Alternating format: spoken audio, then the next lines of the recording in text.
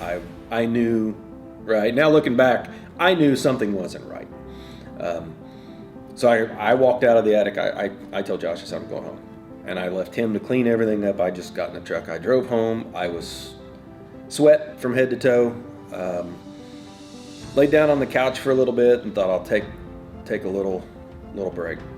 She said, you really need to go. Why don't you go to the hospital? And of course I argued and said no. And we said, okay, we'll talk about it tonight. Hung the phone up, and she called back about 5 minutes later.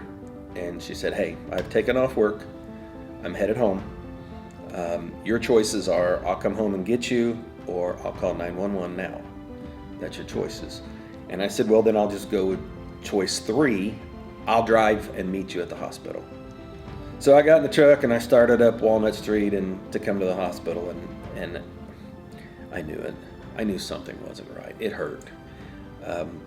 I went in, I pulled up to the front there, and I just parked my truck out in front of the hospital, went in and told him I was having, from Lisa working there, I remembered if you just tell them you're having chest pains. So I just said, I'm having chest pains. And they snapped into, before I knew it, I was back in one of the big rooms with all kinds of people around me. If someone's having chest pain, our threshold for being aware of or looking for a heart attack is very low.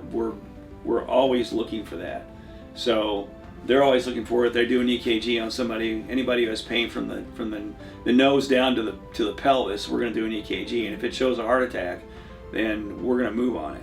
So the nurses, if they walk into the ER, they're getting EKGs within 5 minutes or less. They're showing it to me if I'm on duty, and if we see a STEMI, when we were on it. When I got here in 2011, there was no organized process for heart attacks or STEMI. And the door to balloon time, which is the time from the onset of the heart attack until they open the artery during a heart cath, that time, the gold standard is 90 minutes. That's the national standard. But our door to balloon time here was bordering on 200 minutes.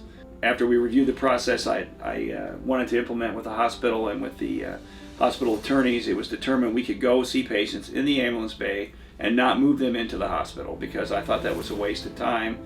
And the old adage is time is muscle. So we didn't want to waste 15 minutes getting them into the ER and taking them out. So that's how we came up with this process, whereby if we're notified that there could be a heart attack and it's from an ambulance, we meet them in the ambulance bay.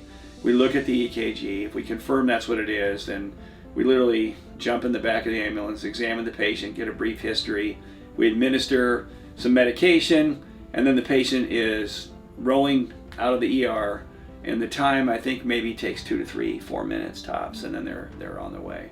And so our door to balloon time with our partnering facility is 60 minutes. If a patient walks in, the process is the same. We notify EMS, and then we do the same process. It just takes a little longer. But the door to balloon time is still well under the national benchmark. It's like 72 or 3 minutes.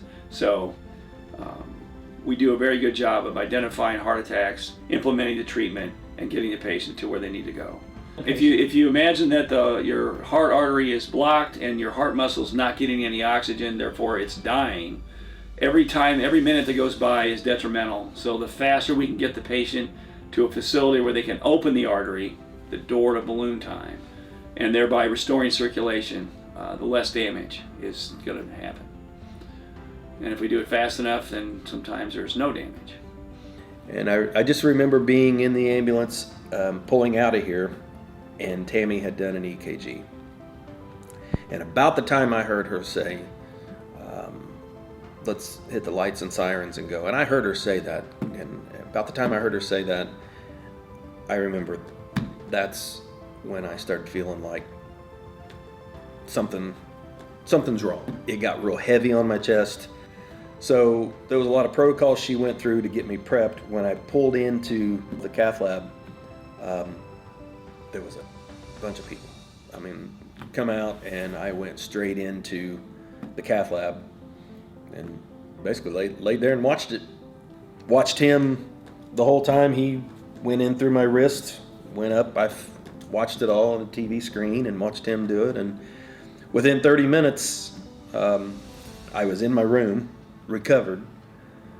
recovering, and then they did I had it was 100% blockage of the left anterior, which is the widowmaker.